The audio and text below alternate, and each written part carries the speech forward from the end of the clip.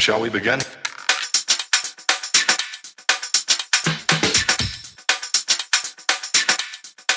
Let's begin now.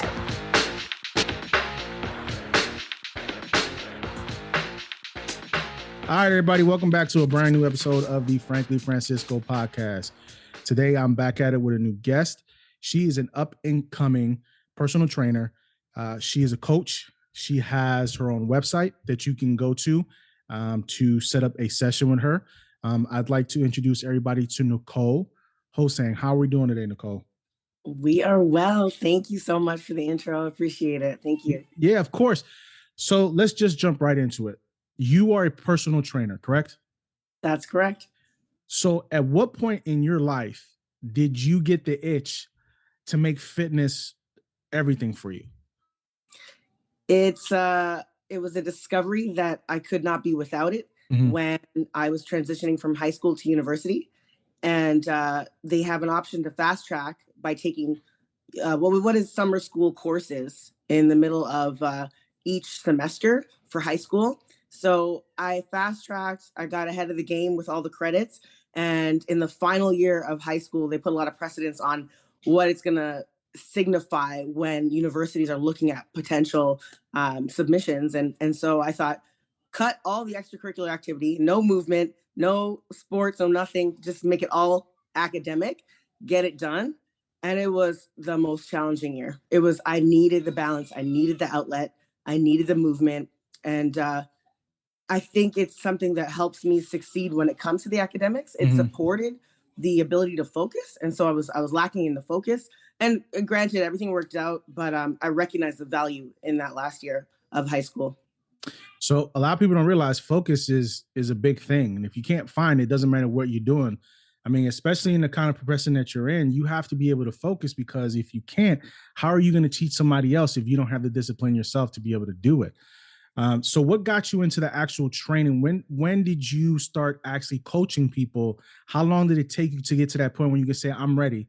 This is something that I want to pass on to somebody. This is something I want to teach somebody to be fit, to be healthy, to take care of themselves. I would say that very last year of high school, I recognized the necessity of what movement represented for me. I had to do a lot of introspection, and I realized the movement piece, it was a physical health, but it was a mental health. And I took on any project. My brother was like, hey, listen, I see you getting really into this fitness. I started taking it home on breaks, on spares. My brother was like, he's younger than me, about 4 years. And he's like, well, let me get in on this. Then my dad was like, listen, I got to get back to, what it was when I was at the highest version of myself. So he's like, let me jump on this, what you and your brother are doing together. And so we had the treadmill in the basement, and, I got them in it. And I wasn't certified at that point. I was just really sharing my passion. And then university rolled around. Again, too busy to set up any extracurricular activities. I tried. It wasn't in alignment with my academic schedule. So there was a gym that was just completed in its development, and it was brand new, pristine. This would have been 2005, 2006. And so I started going there in between classes. And I met a gentleman who was studying to get his personal training certification. I did not know that was a thing. I said, wow, like, tell me more, teach me. And in the midst of supporting him with his own learning, I took on some one-on-one clients, people who were interested in potentially at the time losing body fat. But what I understood was a symbolic representation of leveling up, arriving in a place where they were going to improve themselves on a holistic level. So, I mean, sometimes personal trainers get bad raps because either they're too aggressive, they're overly aggressive. They make TikTok videos about it, making fun of it, where, the trainer's smacking the food out of the guy's hand when he's eating, like they're joking. But I mean, it does happen. You do have trainers who are overly aggressive. How do you find that balance to push somebody, but understand that they have only certain limits that they can reach, without making them feel bad about, them only, let's say they only do 5 push-ups, maybe they only do 10 push-ups. How do you find that balance between being firm, but at the same time being understanding? I would say it has to do with how you treat yourself. I think it really comes down, as a coach, the compassion and the attention to detail, and the positive inner voice that you hear for yourself and your own criticism, your own assessment is literally the same voice that you're using for other people. So because of that truth, it requires us to get into this really deep introspection and recognizing what it is that motivates us the best. For me, I've always had a positive inner voice with regards to what I was capable of, and so I kind of nurtured that within myself, and I think that's a big part of what draws people towards me because I'm going to uplift them. It's very, I'm blunt. I'm to the point, but it's a positive reflection, and it's coming from a place of love. And I think that's what people pick up on. It's a vibration, right? Like your vibe attracts your tribe. So people hear the energetic call of what kind of trainer you are and how you choose to communicate. And some people, because their own voice is very harsh, they'll probably be drawn to that style of communication. And they don't have anything potentially to compare it to until they've experienced it. That might be their preferred style of communication, so it's personal. Yeah, it's very personal. So now let me ask you this. You're a trainer, okay? I'm not going to say female trainer. You are a fitness trainer, okay? But Appreciate that. there is, there's going to be stigma around it. What has been what has been your pain points when it's come to running your own small business? Because that's what you're doing. You run a small business. What has been the hardest thing for you so far doing this? So far, I want to be honest. My first clients were male clients, right? I told you I started with my brother and my dad. Mhm. When I got certified, my first few clients were male clients, and I think it has to do with that spectrum of masculine, feminine energy that I balance well. I have 3 younger brothers. I'm the eldest of 4, and I had to learn how to embrace the true essence of feminine energy. So I really do think it's a vibe. Really, it comes down to a vibe, and I think the biggest obstacle that I faced in terms of the stigma was when gyms closed recently, 2020, and it was like, oh, so you're a personal trainer, so how are we going to do this? Where are we going to meet up? And how are you going to take me through the movements and the techniques and assess my form and be critical in that perspective? And you know what? Thankfully, I had a few years under my belt before that closure took place that I was able to modify my systems so that I could do video coaching.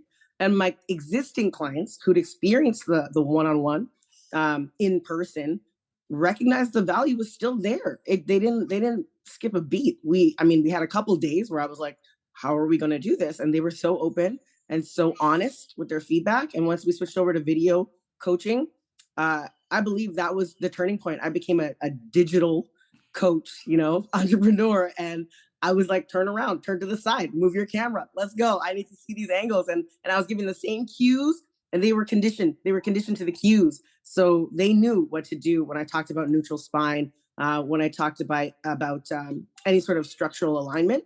They already knew. So it was a good intro for me on a positive note. Obviously, that little gray area in between had everybody like, oh, what's next? But on a positive note, it definitely was a quick and aggressive learning curve that I'm grateful I went through, and it really boosted my confidence. So do you have a good mix of male, female people training under you?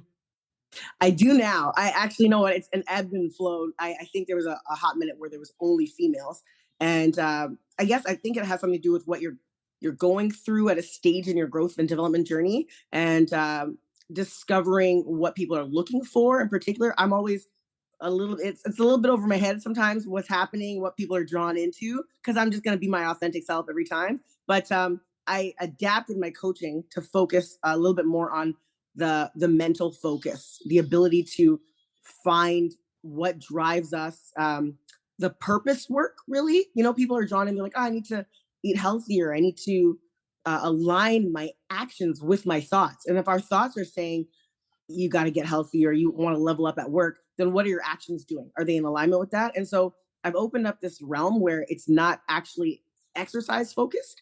And as a coach, it's very mental, spiritual fitness, if you will. And I think having done that, the male and female clients are far more balanced now. And I'm excited about that. I get to really play and stretch with my style of dialogue too. So it's fun.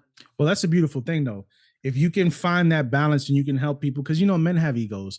We do. It's not it's a natural thing. Sometimes we don't even realize it. Like some men just don't like taking direction from a female. They just don't.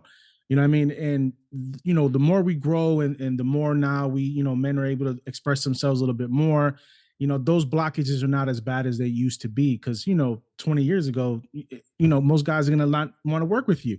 But it's a different era now. It's a different way of doing things. And I'm glad your business is taking off the way it needs to take off. I'm glad your clientele's building because you put that work in. And that's the point. It's not just about, you putting the work in. It's about your clients putting the work in as well, because you can coach them up all you want to, but if they're not going to put in the time to get themselves healthy mentally, physically, there's no point. You can only do so much.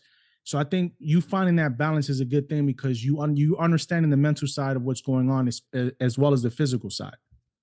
That's right. That's right. 100% agree. And we're all out here learning and growing. So I believe the further I go in my own journey and progress, I recognize the types of people that are going to show up are anyone who's going through something that I have experienced up until now, right? And so it's like, can I support you? How can I help you? And it would be somebody who's saying, hey, I just came upon this new obstacle, and I said, I can speak into my own experience and recognize, you know what?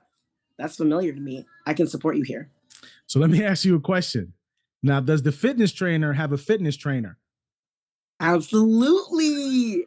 Absolutely. That's okay. I definitely dabbled in different, sport and extracurricular activities, like I was saying with school. So I've always had some sort of coach instructor influence in my life, and the highest value, like so much respect for these individuals because they've guided my natural desire to be, to step into my leadership and to be confident there. It takes being in that position as a client to really embrace what the client might actually be going through, and to speak into that, like, oh, I remember when my coach told me this, I reacted this way. So I totally understand where you're coming from. And so I definitely competed on stage as a physique athlete in 2013 for the first time.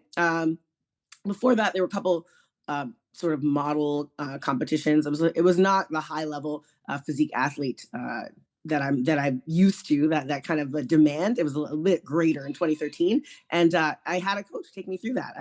I had a coach take me through every tier of growth on a physical, and now I even have a business coach. So yeah, it's necessary. I believe everyone should have a coach and get that objective, professional insight from someone who's been there, done that, and they can speak into it for you with love, with love. Well, yeah, I mean, you got to have a mentor no matter what. You can't listen, there's some people who let their pride get in the way of learning. When you're in, especially like this in the podcast game too, like people jump on and there's other people you can learn from. They just don't want to. Like I'm one of these people, I will pick the brain of people who's been doing this longer than me to understand the ebbs and flow of podcasting. It's the same thing with any other type of business. For you have a website. Break down to me and my audience, what can people find on your website?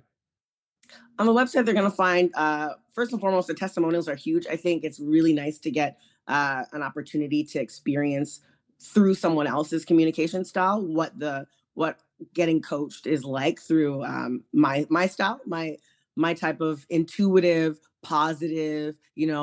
I've spoken into my experience, and I can be empathetic to what you're going through. And with the testimonials, it's written and video. So for those of us who are interested in getting a little bit stronger personality, there'll be a brief description on what the program entails and what kind of results you can get. For the most part, once you decide to move to the next tier, you're going to get a phone call from me. So there's access to a phone contact, booking your appointment with me personally. And that way, what's nice is you get a chance to meet your coach over the phone, feel out vibes again. It's really, I know that that's a big part of the commitment when people are challenged by taking action. There's always the thoughts of what might come in the way, like how am I going to know? And they have questions. And I think it's nice to have the dialogue with your coach to start things off. And then we go from there. It's really simple. There's some photos, there's some imagery as well of me, and a little bit of some backstory, a little personal story on what I've experienced to lead me into this position. And yeah, we keep it nice and concise. Pretty colors. So let me ask you this. So if you in the area that you're in, right? Let's say somebody like me, I live in South Carolina. Okay. what area do you live in? I am in Toronto, Ontario, Canada. Okay. So you're in Canada. So let's say I'm in South Carolina and I look at your website and I go, "Oh man, I want her as a coach, but I'm not in Canada." Are you willing to do sessions online with these people? Absolutely, absolutely. Currently, because of the ability to open up digitally in 2020, I now have clientele in Portugal. I have clientele in Belgium. I started coaching. I think my first client when I opened up digitally was based in New York, and yeah, it really changed the game. To be fair, I didn't know the access, the reach was going to be so broad. I'm so grateful. It's been like a crazy discovery, and I'm really happy to be able to share my passion and the gift of supporting people achieve their own personal goals so broad, so vast in the reach. And yeah, South Carolina, no problem at all. Like, let's go. Miss Worldwide over here now. Yeah, That's that's right. good though. I mean, just being able to have the ability to teach people in different countries it's spectacular because some people don't get the opportunity, and you're getting the opportunity. And then who knows, you can travel, when you travel and you might hold seminars or sessions somewhere when you go out of town. It becomes one of those things where it can snowball. Eventually you might want to do workout tapes and start selling those as well, have your own routine down. There's a plethora of things you can do within the exercise genre and exercise business out there. So what kind of motivation would you give somebody that's struggling? Like, and then, a lot of the trainers that go, well, everybody has excuses, but legitimately some people can't go to the gym. Like you just physically can't go to the gym. Like me with my schedule, I don't have time to go to the gym. I work 2 jobs. I come home, do the dad thing. Like I'm up at 5:30 in the morning every day, out the door by 6:30. I physically have no time to go to the gym. So for somebody like me, what kind of advice would you give if I wanted to start, besides the dieting, besides eating healthy, but physically, what type of stuff could I do to help, exercise a bit, even though I can't leave? Right. Yeah, that's a great question. And it's funny that you say that. The way you describe the hustle, the you got a lot of responsibilities and commitments, and they are high precedence, right? Like, we're not putting them on the back burner. It's not an option. And I can appreciate that firsthand. The number one thing that changed the game for me was waking up earlier, because I recognized I need more time.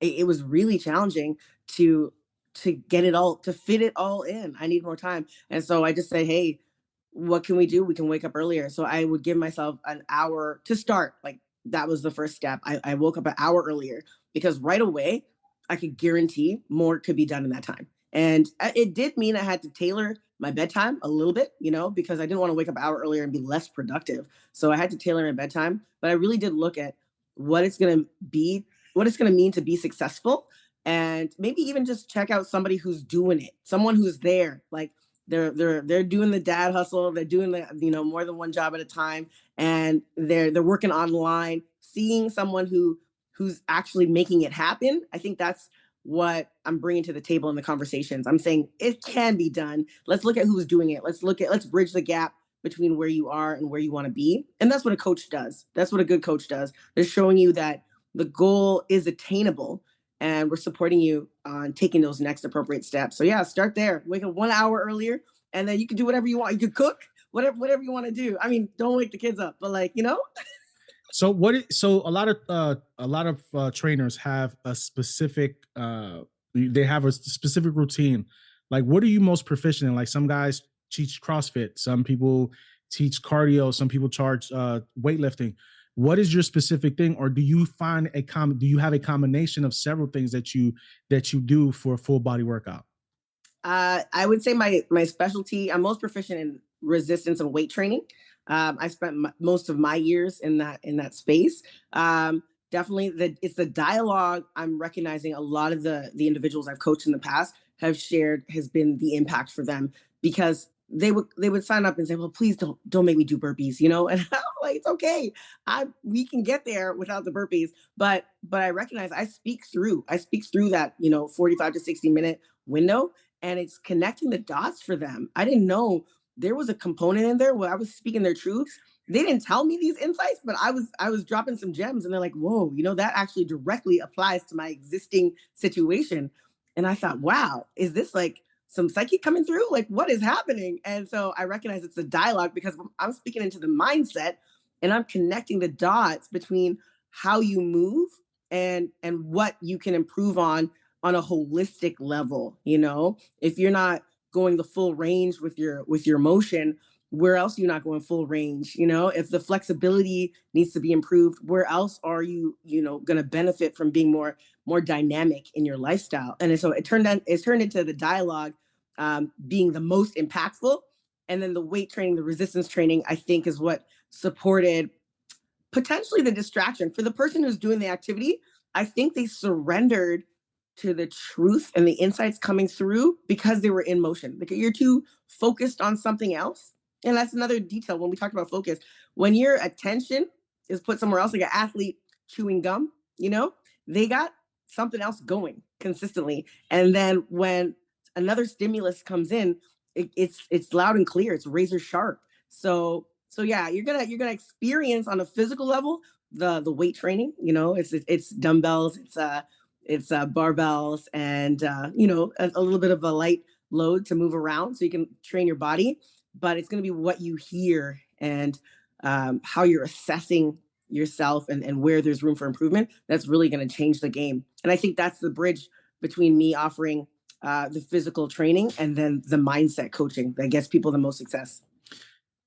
Now, have you ever had a client who tried to quit on you, but I mean, you got in their ear, you got them motivated to come back? Because I know it happens. I mean, you have people that want to train with you, then they feel like they can't do it and they quit. Has that ever happened to you, to that point where you've had to reel them back in and let them know, listen, you can do this? Absolutely has. It has. And it's interesting that you asked that because what a lot of the sort of trauma response, I believe, with any sort of hardship is avoidance. And it'll be like, oh, this is getting really challenging. I'm going to just hide out for a few weeks. Like, let me just, don't put me in on the call. Don't check up on me. I'll just like come back when I'm feeling better. And I think, unfortunately, it's a support you came for, right? It's a support we want out of the coach. So I just had to make sure that they understood that I'm looking out for you, and this is not supposed to be, a criticism. We're not criticizing character. It's just recognizing that you're your own your hardest on yourself, right? Your Yeah. own personal voice, you're your own worst critic. So I'm here to balance that, to support you with, it's okay to have a hard time, and it's okay to recognize that this segment of the journey isn't as easy as you thought, or it's not as smooth as you want it to be, and that I'm going to be here regardless. You know what I mean? And it's an investment of time and energy, and it's a relationship. That's a big factor, right? If this is something you want to nurture, it's like a relationship. We can't just go MIA, just because it's getting rough, right? It's a relationship. And so I think what I've done is I've supported them with recognizing that on a core value level, that let's treat this like a relationship, and have communication. If do you need a holiday? Do you need to take some time off? Let's plan it in. It doesn't have to feel like it's out of alignment. Let's integrate it and make it feel like you're at peace with your decision, and we could both agree on it. So what I find the most fascinating, and what I respect the most about you is that not only is you're not so much worried about them committing, because you can help them with that, but it's the commitment you have to them. Because from what I found from a lot of these trainers, if you're not committed to them, they don't want to help you. They put the onus on you, strictly you. But you find and I respect the hell out of you for that, because you find a balance to commit to them too. It's not a one-way street. And a lot of these trainers, and I've seen this firsthand, a lot of these trainers, you have to be committed to them. You have to be willing to put the work in, but there's no balance there. They're not helping you. They're not motivating you to come back. They're not trying to fit stuff around your schedule to try to help you be the best of you, the best version of yourself. So I congratulate you on that. That's amazing. But moving forward for you, what is the next big thing for you? What are you working on right now? What is something that you have out there that you want to let people know about? I want to thank you so much for what you just shared. I think that's huge because it really isn't about me. It's a bigger goal. And once we recognize our purpose work, that's what drives us. And it's not it's so vast. It's I want to say universal. It's not global, it's universal, it's galactical. So when we get to that level, we can't be taking things personally. It's about helping it's a bigger picture. And I would say for the next level, I definitely want to be able to support more individuals and get out there. As someone suggested that I make an app, and I thought that was a great idea. I said, "Wow, you know what? If I could do this kind of video dialogue and just reach people with more convenience, just make it more convenient for people." And like you described, right? You said like it's hard. We can't like leaving home. A client once told me she was slouching in her chair at work and she heard my voice in her head. She said, "I heard your voice," and I sat up straight. And she's just like, that to me, that was like it meant so much more than what she said it meant. It's like I was with her even when I wasn't with her. Yeah. Another person told me, she said, "I love your energy, Nicole." She's like, "I just want to take you and just put you in my pocket. And if I ever need to like, get my energy high, I'll just take you out." And I said, wow, I'm so honored that that's how it's coming across, because obviously I don't see myself in quite the way that, other people see me. And I think those are such high compliments. I literally want to do that. I literally want to do that. I don't want it to be a figurative reference. I want to be like, I could be with you when I'm not with you. I could be in your pocket, Yeah. when Yeah. you want some energy, when you want that check in with a positive vibe that has good intention and is just about you being the best version of yourself. Let's do it. Let's go. The best part about this is they're not just a number for you. And I think sometimes people forget, like they have so many clients, and we sometimes tend to forget, who our clients are sometimes. Like I'm in the financial world. Like I can't afford to forget my clients. That's a no-no, because when you're dealing with people, you need to build those relationships, those long-lasting relationships, because it keeps them coming back. It's the same thing in the fitness world. You need to build those long-lasting relationships, because reputation is everything when it comes to that. If a client says, "Man, it's not working for me, she's not doing this, she's not doing that," that's not good for business. But you don't do that. You build those lasting relationships with your clients. Do you specifically have a gym, or do you work from home, or do you like lease a spot within the gym as a personal trainer? The last two. I work from home and I lease a spot so that I can go and see people face to face. So as of right now, I don't have any consistent face to face schedule. I did recently invite one of my community members. I call the program Intuition because it supports listening to your inner guide, your inner desire, and staying in alignment with that, surrendering to it without fear, without saying, tomorrow. When you get that thought, just action it right away. And so I called it Intuition. And my Intuition member, he's like, we should connect. We should meet up. His name's Sean. And I said, Sean, let's go. I got the space. Here's the address. When did you want to meet up? Like what day works? And we made it happen. It was a beautiful connection. We already vibe, because we're interacting online. And it was amazing. He's actually in the podcast space as well. So Oh, it was nice. it's very interesting to be. I mean, there's a sign and signal there with the podcast energy overlapping. I'm like, okay, I'm hearing something. So yeah, he came through. We did an amazing workout together. Just kind of bounced off, each other's good energy. And he loved it. He shared it on his account. We took a selfie and he's just like, "Oh my gosh, I just did this." And man, that nothing tops that kind of connection. It's like we chose each other. Yeah.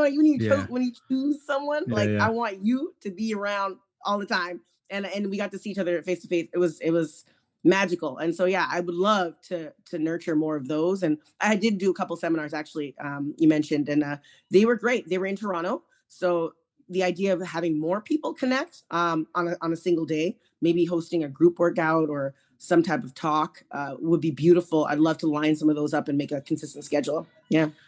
So listen, you are awesome. I love the energy. I'm happy you came on. You're full of life. You're full. You're ready to go. You're willing to help people, and that's something that's missing, in the world today. People are not really willing to help people like they used to.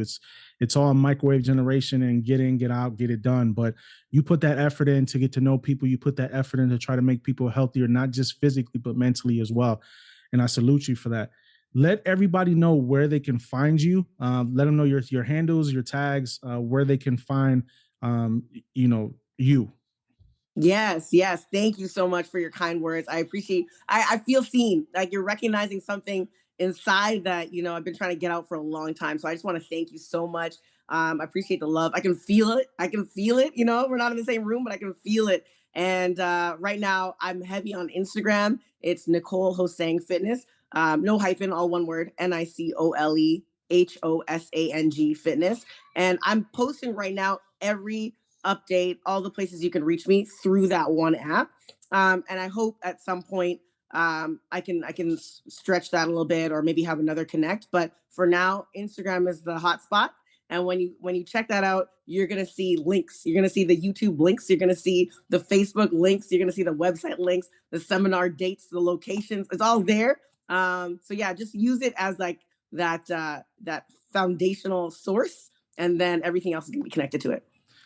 So I appreciate you coming on the show. It's been a fantastic conversation. We'll have you back again at some point. I would love that. Yeah, of course. I want to leave everybody with this, which I always leave at the end of every show. No matter what anybody tells you, if you found your purpose, live it. Thanks for tuning in, everybody. We'll talk to you later.